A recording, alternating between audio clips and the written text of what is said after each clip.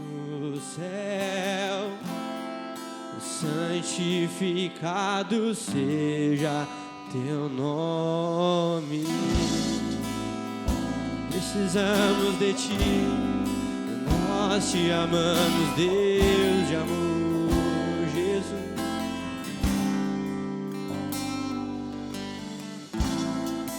Pai nosso que estás no céu, santificado seja teu nome. Pai nosso que estás no céu, santificado seja neste lugar, santificado seja neste lugar, santificado seja. Venha o teu reino na terra como no céu. Teu é o poder, tua glória para sempre. Que venha e permaneça teu reino inabalável. Que venha e permaneça teu reino inabalável. Que venha e permaneça teu reino inabalável. Que venha e permaneça teu reino inabalável.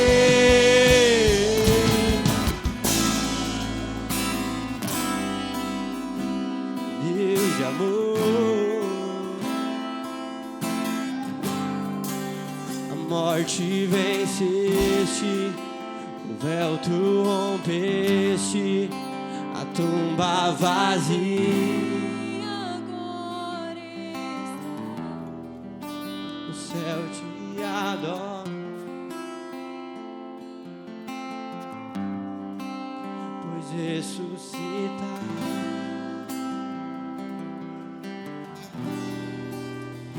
És invencível, inigualável, hoje pra sempre reinarás.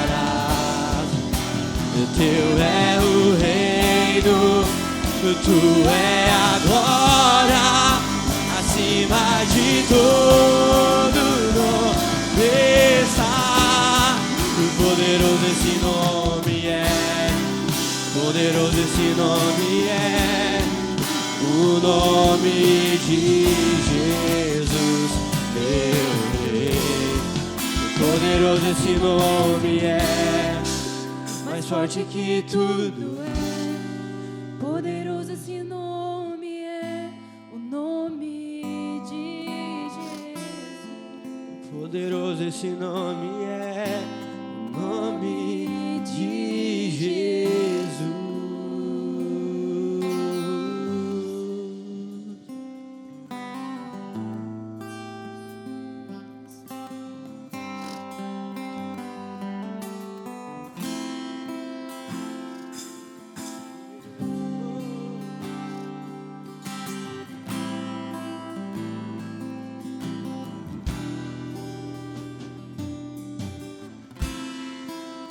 Queria que vocês ficassem nesse mesmo espírito que vocês estão aí. Esses dias Deus tem me levado a pensar muito sobre o fogo de Deus. Quem aqui quer experimentar o fogo de Deus? Eu creio que todo jovem quer experimentar um pouco do fogo de Deus. Mas para esse fogo descer, ele precisa de um altar. Sem altar, o fogo não desce. Ah, Lama, como assim? Como a gente vai montar esse altar aqui hoje? A Bíblia fala que cada um aqui hoje é uma pedra viva. E se houver um juntamento dessas pedras todas juntas no mesmo propósito, no mesmo foco, o fogo vai descer. Mas essas pedras, elas precisam estar unidas. Aonde uma pedra não estiver colocada no lugar que ela tem que estar no altar, o fogo não vai descer. A gente vai tocar mais um louvor E o que eu quero dizer com isso? Talvez você esteja aqui hoje, você quer experimentar o fogo de Deus. Mas se você tem algo a falar com o irmão, se você tem um pedido de perdão, ou algo para liberar a vida de algum irmão, talvez isso pode acontecer de Deus não descer com o fogo dele, porque uma pedra não está sendo colocada no altar. Mas não basta só um altar, precisa ter um sacrifício. E Romanos 12 fala que a gente hoje é o sacrifício. Talvez você chegou aqui hoje, você não está muito bem, talvez a sua semana não foi boa, talvez você tenha passado por dias difíceis, mas você tomar a atitude, Senhor, eu não estou bem, eu não estou legal, mas mesmo assim eu me coloco como um sacrifício vivo. E não basta simplesmente ter um sacrifício vivo, a gente precisa ter a nossa mente renovada também. E eu me lembro muito, como eu falei no culto esses dias, quando eu abri no altar que Elias levantou contra os profetas de Baal. Ali ele tinha um altar, ali ele tinha um sacrifício, e além do sacrifício ele pegou muita água e começou a jogar em cima desse sacrifício. Jogou muita água. Alan, mas como é que o fogo vai descer se tem muita água? É porque Deus não age no nosso natural, Ele age no sobrenatural. Então eu queria te convidar nesse próximo louvor, você abraçar seu irmão do lado, dar a mão para ele, como um altar, a gente clamar pelo fogo de Deus, e a gente dizer: Deus, a gente está aqui, a gente é o sacrifício vivo. E o que a água vai significar? Vai ser toda a busca, tudo aquilo que você tem buscado em Deus. Em João 15:7 a palavra fala: se as minhas palavras permanecerem em vós, e os meus mandamentos também, vocês me pedirão o que quiser e eu vos farei. Então vamos cantar esse próximo louvor com muita força do nosso coração. Eu creio que Deus tem algo especial. Eu gosto muito de escutar o Gregório McNutt, e uma coisa que ele fala: eu quero ser simplesmente hoje um fósforo aceso para incendiar vocês aqui. Eu creio que Deus vai usar a minha vida para falar o coração de vocês, amém? Isso. Vem habitar, não queremos só uma.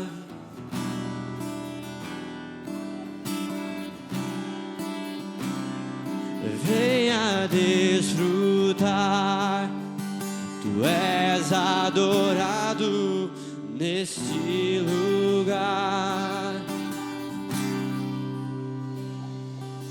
Venha habitar, não queremos só uma visita.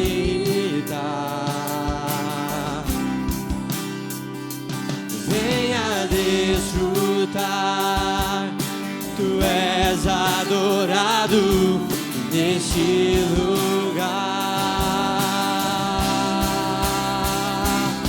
E mais que tudo, nós queremos tua glória, tua glória. E mais que tudo, nós queremos tua glória, tua glória, tua glória, Senhor, tua glória, Senhor, me apaixonar e me transformar. Tua glória, Senhor, tua glória, Senhor, vem habitar. Não queremos só uma vez.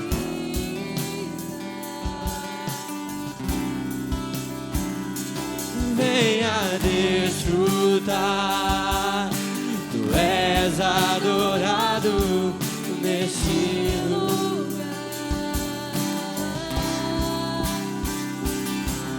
E mais que tudo, nós queremos tua glória, tua glória. E mais que tudo, nós queremos tua glória, tua glória. E mais que tudo, e mais que tudo, nós queremos tua glória.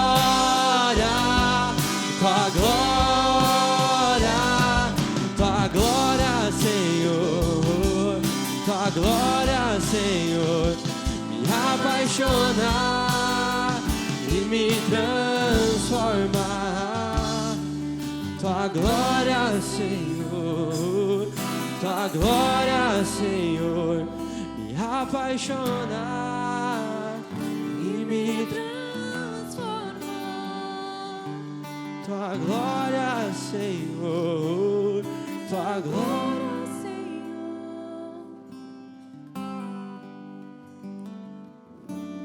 Obrigado, Senhor. Obrigado, Senhor, porque a tua presença é viva neste lugar, Senhor. O Senhor é Emanuel, o Senhor é Deus conosco, Pai. Obrigado, Senhor, por cada jovem que está neste lugar, Senhor, com o coração sedento, Senhor. Te peço, Senhor, que o Senhor venha falar o nosso coração, Pai. Nós nos rendemos a Ti, Senhor. Nós nos entregamos, Pai, nos submetemos à Tua palavra, Senhor. E te peço, Espírito Santo de Deus, tem total liberdade neste lugar. Fala no mais íntimo do nosso coração. Que o Senhor venha operar hoje o maior milagre que o Senhor pode fazer, Pai, que é renovar a nossa mente, Senhor. Acender, Senhor, um chamado que talvez esteja adormecido, Senhor. Tu sabes, Senhor, que cada pessoa aqui é especial, Senhor, para cumprir o Teu propósito, Senhor, nessa cidade, Senhor, nessas famílias, Senhor. Por isso, Senhor, eu te louvo, Pai, e te agradeço, Pai. E declaramos, Pai, nós anunciamos nas regiões celestiais, Pai, que Tu és santo e poderoso Deus, Senhor. Que Tu és santo e poderoso Deus, Pai. Que Tu és santo e poderoso Deus, Pai. Nós te louvamos, Pai, em nome do Senhor Jesus, Pai. Amém.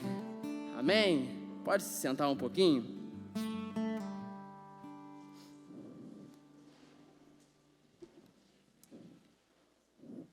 Primeiramente, boa noite a todos. Para quem não me conhece, eu sou Alan, esposo da Bianca, pai do Natan.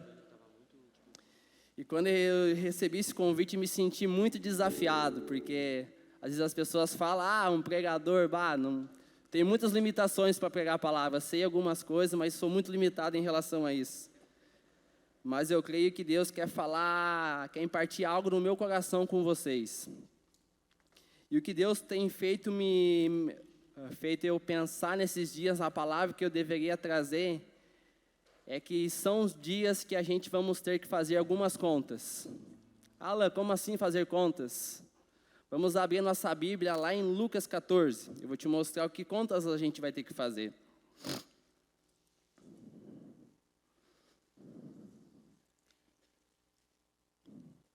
Lucas 14, 28.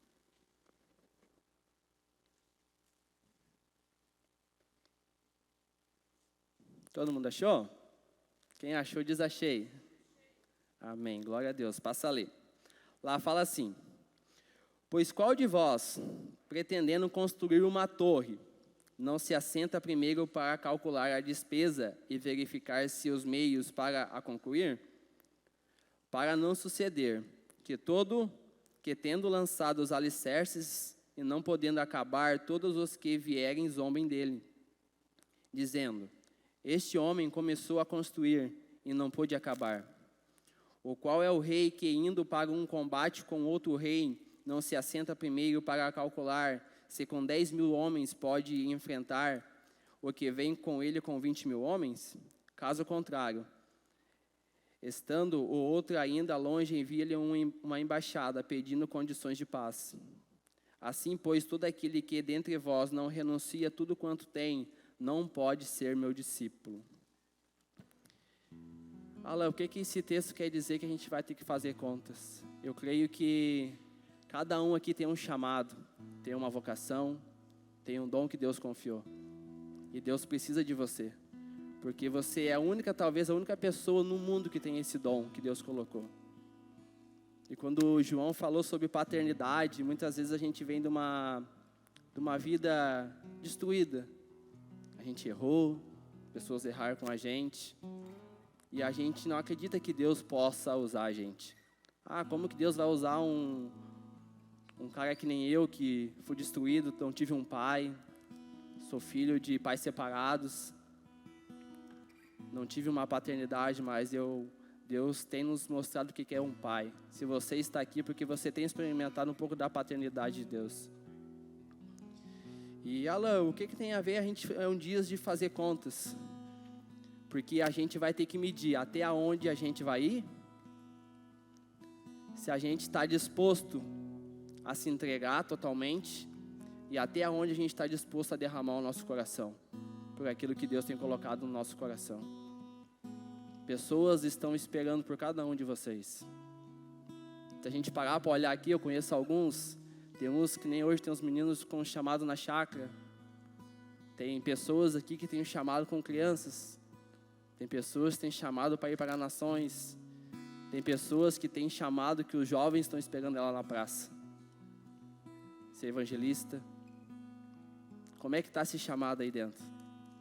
Como é que está essa chama que Deus colocou aí dentro?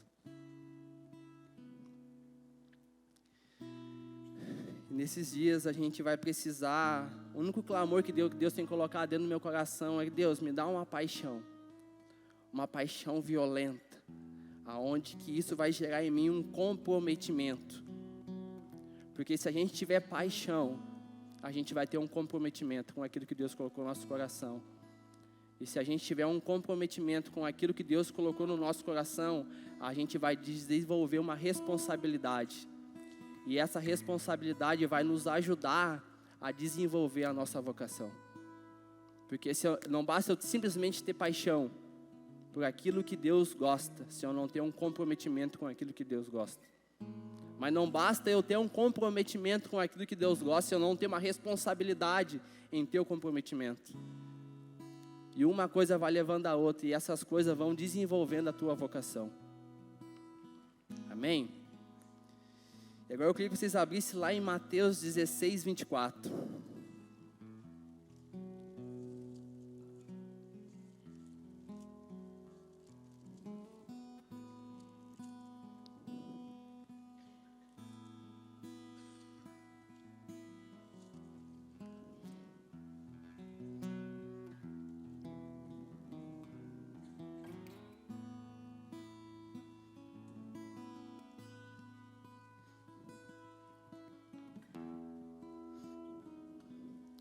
Amém?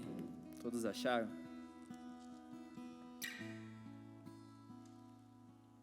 Lá fala assim: então disse Jesus aos seus discípulos: se alguém quer vir após mim, a si mesmo se negue, tome a sua cruz e siga-me. Porque quem quiser salvar a sua vida, perdê-la. E quem perder a sua vida por minha causa, achará. Até aí. Esse é um dos principais chamados que Jesus tem para a nossa vida, é negar a nós mesmos. Como é difícil isso. Mas muita gente pensa que o negar a mim mesmo é simplesmente eu deixar de fazer algumas coisas, eu negar algumas coisas, mas o negar a si mesmo, muitas vezes você vai ter que negar um sonho, um desejo, uma vontade de ter algo. E não é simplesmente negar qualquer coisa, é o negar o que você tem de melhor. A gente tem um exemplo na Bíblia, João 3,16, Deus deu o seu único filho. E se não fosse por esse filho, a gente não estaria aqui hoje. É dar o que a gente tem de melhor. E se a gente for ver, todos os grandes homens na Bíblia que foram ousados, que foram relevantes no reino de Deus, foram homens que negaram a si mesmo. A gente vê a história de Abraão, quando Deus fala: Abraão, sai da tua casa, sai da tua parentela. Cara, o cara teve que abandonar a família dele para viver algo em Deus. A gente vê José. José era um cara sonhador, tinha muitos sonhos, mas ele teve que desistir do sonho deles para viver os sonhos de Deus. A gente vê Moisés, um homem que ele se achava limitado, que Deus, cara, você vai ser o libertador. Ah, mas eu sou limitado, eu não sei falar, eu sou gago. Mas você vai falar com a minha voz. Teve que abandonar sua família também, teve que negar sua família para viver o propósito de Deus. A gente também, Josué estava lá, naquele caminho até chegar à terra prometida. E Josué bate no peito: se parece mal para vocês, mas para mim não é, eu e a minha casa serviremos ao Senhor. Fala, o que é isso? É negar a si mesmo, é bater no peito, bem contra o emblema que é dos jovens e contra a maré. Talvez todos estavam indo para um caminho, Josué bateu no peito, eu não, eu e minha casa serviremos ao Senhor. Tem uma história também de Eliseu, que teve que abandonar o trabalho, abandonar a família e seguir um profeta, porque ele seria o próximo profeta. Tem uma história de Esther, uma mulher que se casou com um rei para salvar a sua nação dos judeus.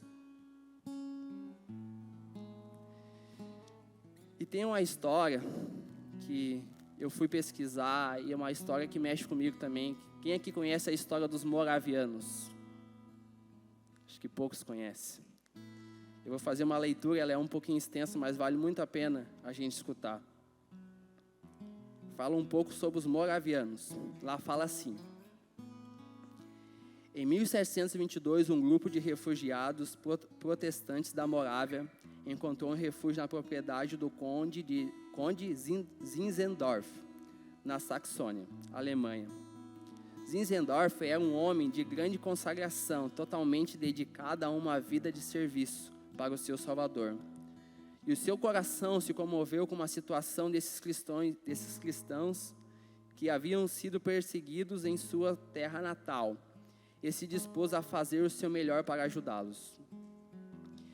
Na propriedade do conde, os morávios foram a comunidade de Ermut, que significa guardado em segurança pelo Senhor. A notícia logo se espalhou nas proximidades da zona rural, que crentes perseguidos poderiam encontrar asilo nas propriedades do conde, e refugiados de diversas origens protestantes vieram a fazer de Ermut seu novo lar. Previsivelmente, um grupo tão variado, vivendo em tanta proximidade, logo entrou em choque devido às divergências doutrinárias e das tradições eclesiásticas, dentre outras. O conde interveio e elaborou um pacto, em que todos que viviam em Ermut teriam que se comprometer com a unidade cristã, por livre vontade. Eles assinaram um acordo para acabar com as suas disputas secretárias e viver em comunhão cristã. Isso mudou imediatamente a atmosfera dentro da comunidade. Homens que tinham recentemente brigados com outros passaram a se reunir em pequenos grupos de orações. Durante a reunião de toda a comunidade, acontecia algo que reconheceram como o inconfundível derramar do Espírito sobre toda a congregação, tão maravilhoso que era absolutamente indescritível. Alguém testemunhou: nós aprendemos a amar. Outro disse: desse momento em diante, Ermut passou a ser a igreja viva de Jesus Cristo. Desse avivamento e de sua ênfase em unidade e amor fraternal, surgiu uma visão de missões com o objetivo de alcançar o mundo inteiro. Em uma visita à corte do rei da Dinamarca, Zinzendorf encontrou um escravo na ilha de São Tomás, Anthony Ulrich. Anthony tinha sido batizado e discipulado nos princípios básicos da fé cristã. Se apenas alguns missionários viessem para a nossa terra, eles certamente seriam calorosamente recebidos. E muitas vezes à noite eu ficava sentado à beira do mar, suspirando no fundo da minha alma em direção à Europa cristã. Também tenho um irmão e uma irmã em cativeiro que anseiam conhecer o Deus vivo. Isto acendeu uma chama para as missões no coração de Zinzendorf. Ele retornou a Ermut e, na primeira oportunidade, relatou aos irmãos a comovente história de Anthony. A obra missionária em terras estrangeiras já tinha sido previamente discutida entre os irmãos, e um pequeno grupo de homens solteiros havia feito um pacto entre si para responder à primeira chamada clara que viesse ao seu conhecimento.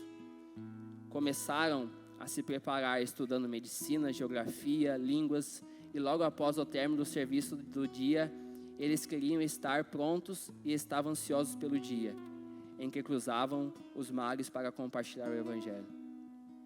Um jovem morávio, Leonard Dober, tornou-se particularmente preocupado com os escravos nas Índias Ocidentais, após ouvir o relatório do conde Zinzendorf, cheio de zelo e expectativa. Dober escreveu ao conde e se ofereceu para servir em São Tomás.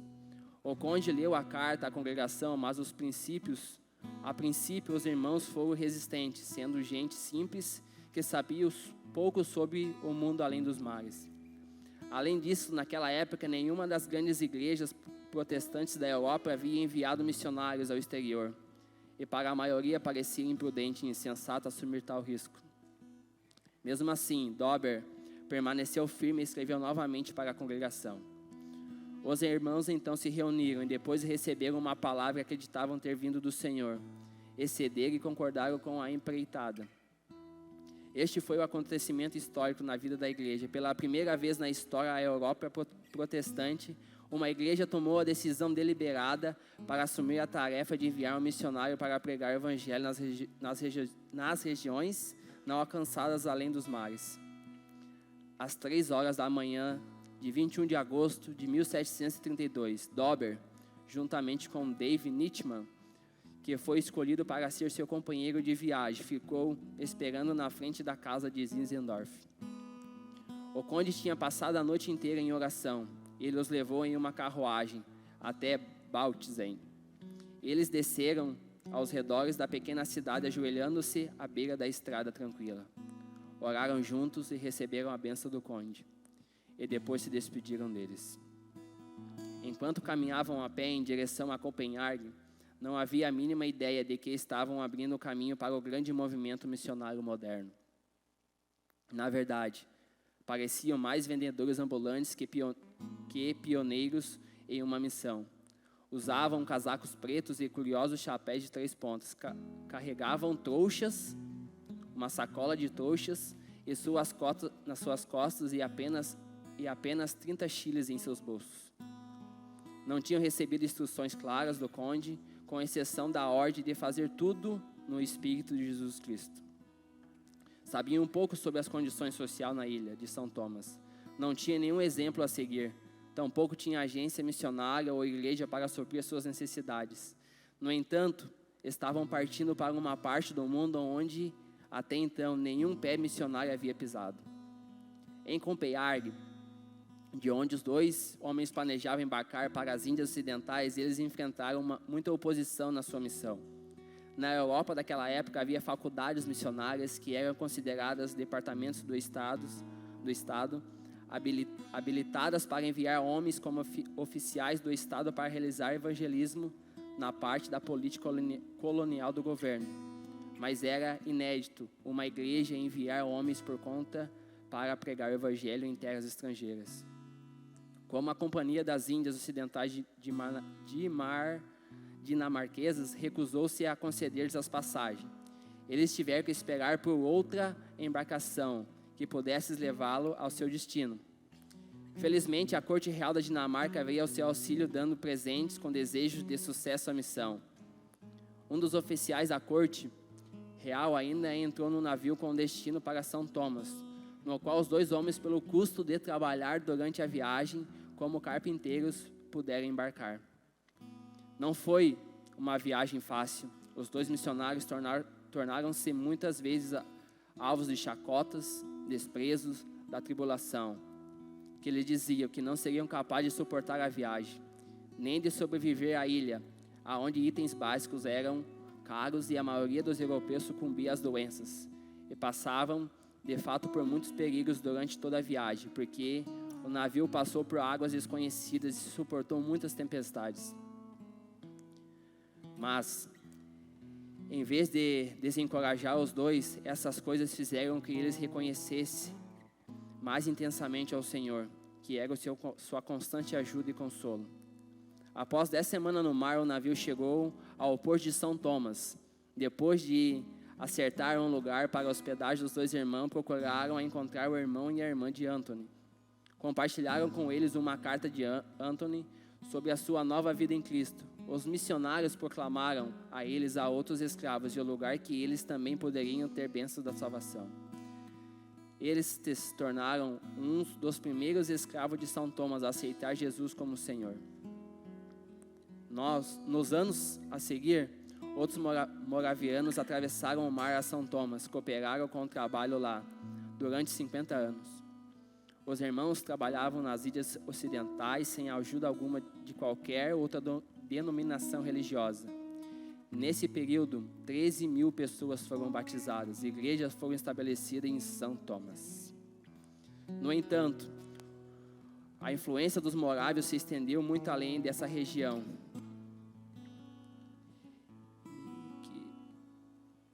E mais de 50 mil pessoas foram evangelizadas na ilha de São Tomás, até aí. É uma leitura meio extensa, mas me encoraja muito, porque foram jovens, talvez, que abriram mão da sua vida, se venderam como escravos para poder pregar o Evangelho, para que outras pessoas pudessem ser salvas. E não eram qualquer jovens. Talvez por causa desses jovens a gente também conheceu a palavra de Deus. Talvez por causa da tua vida outras pessoas vão conhecer a palavra de Deus. Eles são uma referência para nós também. E outras pessoas que, quando a gente fala dessas pessoas, isso mexe no nosso coração. Pessoas que abriram mão do seu direito para viver algo a mais em Deus. Essa palavra, abrir mão do seu direito. Uma vez a gente estava numa reunião ali atrás, ali com os pastores e os líderes. E a Morgana falou bem assim: vai chegar um tempo que a gente vai ter que abrir mão de algumas coisas para viver algo mais além de Deus. E aquilo me pegou. E eu queria falar deles, Norton e Morgana. Dois pastores que abriram mão do seu direito de ser pastor para se tornar missionário. Muitas vezes a gente só vê história de pessoas longe da gente que abriram mão do seu direito para viver algo a mais em Deus. Mas tem pessoas do nosso lado. Hoje temos Cleider e Bruna. Abriram mão do seu direito de ter uma casa num lugar deles para morar dentro de uma chácara de recuperação. Marlon e Karine.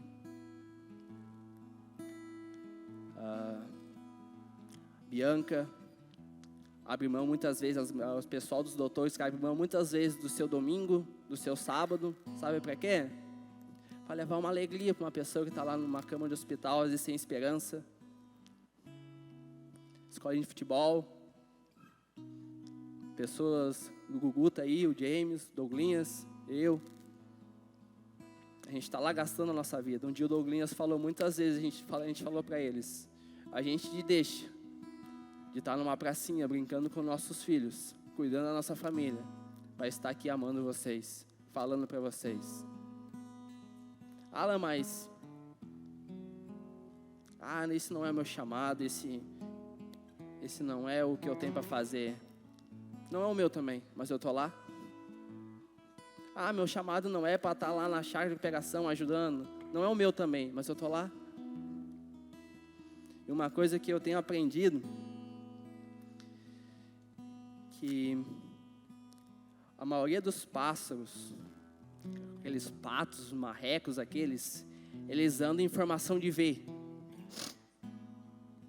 Por que eles andam em formação de V? Porque nessa formação de V, eles conseguem voar 70% mais rápido do que eles voassem de qualquer outra forma. E aquele cara que está voando lá na ponta, ele está voando muito rápido.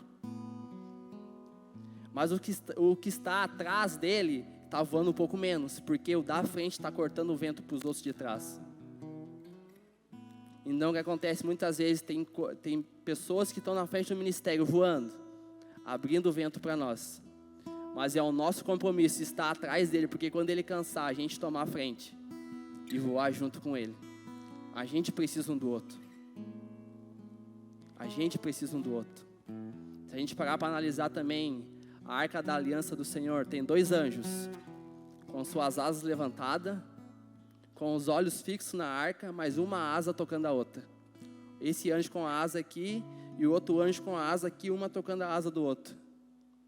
É para a gente não perder o equilíbrio. E outra coisa, que a gente precisa tocar o nosso irmão também. Não tem como a gente voar sozinho. A gente precisa voar junto com o nosso irmão. E se o meu irmão não está voando bem, eu vou lá ajudar ele a voar. Da mesma forma que eu falei, a gente não consegue ser altar uma pedra sozinha. Um altar não é formado simplesmente por uma pedra, sim várias pedras unidas. Tem umas que são mais orelhudinhas, é ruim de encaixar, outras são mais narigudinha. Mas o que acontece, muitas vezes a gente vai ter que se torcer um pouco para aquela outra pedra vir em encaixe. Dói, dói. Mas a gente sabe que a gente precisa dela. A gente precisa entender a importância que a gente tem que ter com o nosso próximo. O amor que a gente precisa ter com o nosso próximo. Porque é só com o nosso próximo que a gente se torna igreja. Só com o nosso próximo que a gente se torna uma noiva. Por isso que eu entendo que Paulo gastou a vida dele falando para a noiva de Cristo. Falando para as igrejas, porque as igrejas são a noiva de Cristo. É a gente unido que é a noiva de Cristo. E falando de abrir mão do seu direito, tenho passado por uns dias meio difíceis. Uns dias de decisão, que são decisões que muitas vezes a gente não quer tomar. Porque a gente tem sonhos. E muitas vezes a gente acha que o nosso sonho não é que não seja a vontade de Deus, é a vontade de Deus, mas Deus quer te levar num nível mais profundo. Como alguns não sabem, mas hoje a Bianca não pode ter mais filho, né? E um dos maiores desejos do meu coração era ter muitos filhos. Muitos filhos. Mas o meu maior desejo era ter uma menina. E nisso a gente sempre tinha nosso coração, a gente vai adotar. Isso é bom aos olhos de Deus. Não é bom? É bom aos olhos de Deus. É bom aos olhos de Deus. O David vai casar. Isso é bom aos olhos de Deus. Mas só que vai ser agradável aos olhos de Deus? O casamento dele servir para outras pessoas se casar. É bom.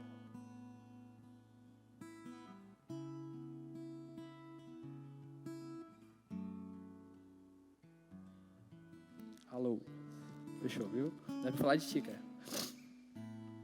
Mas é bom o Cleide estar na chácara? É bom. Mas só que quer...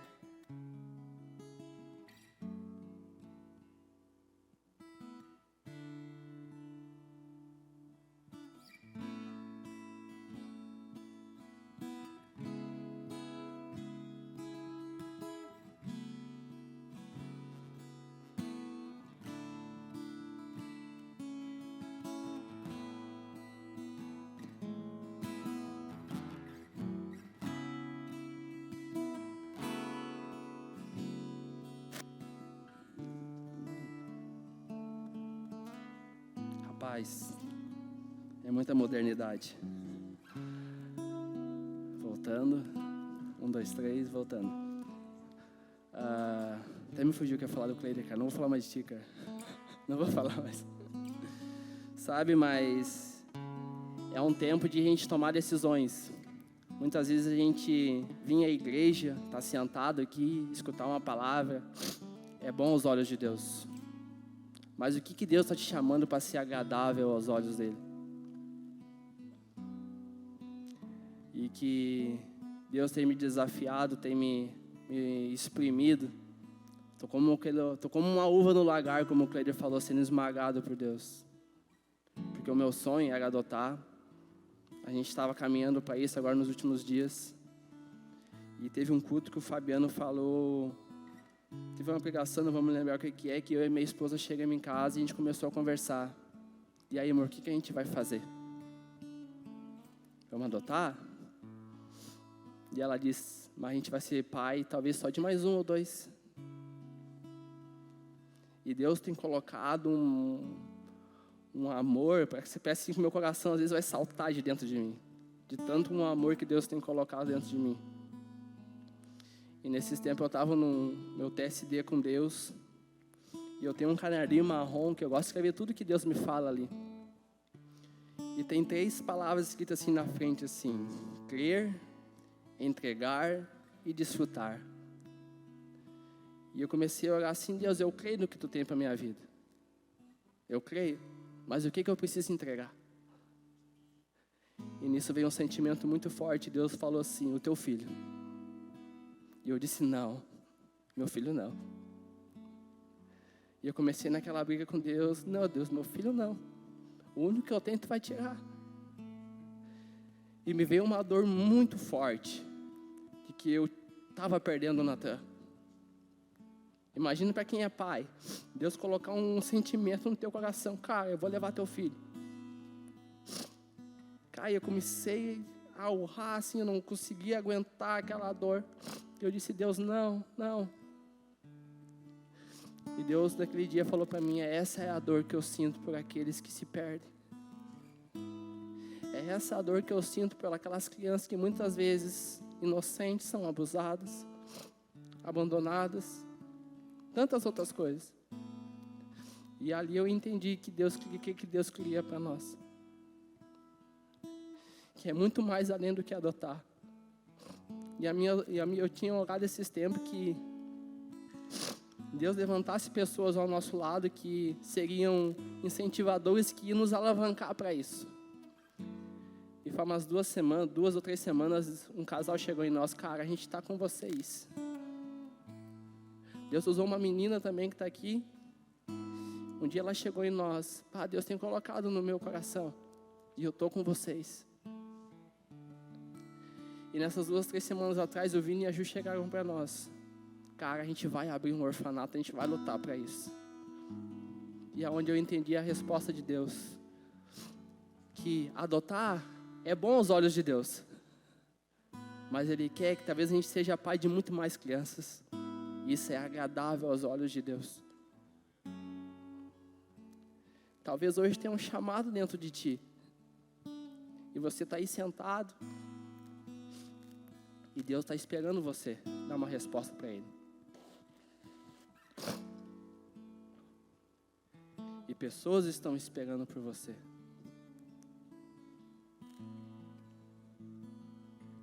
Quanto você está disposto? Até onde você vai ir? O quanto de coragem você vai ter? E o quanto você está disposto a derramar o teu coração? E uma coisa, isso não é para todos. Agora eu vou abandonar meu trabalho, vou abandonar minha família, vou abandonar... Não. É no tempo certo. É no tempo certo. Porque Deus deu uma medida para cada um. Para um Ele deu 1, para outro Ele deu 3, e para outro Ele deu 5. Basta agora a gente multiplicar essa medida. Depende de cada um de vocês, o que Deus tem colocado no coração de cada um de vocês. Ou é simplesmente viver o bom de Deus, viver o que é bom aos olhos de Deus, ou começar a experimentar aquilo que é agradável aos olhos de Deus. Amém? Vamos ficar de pé?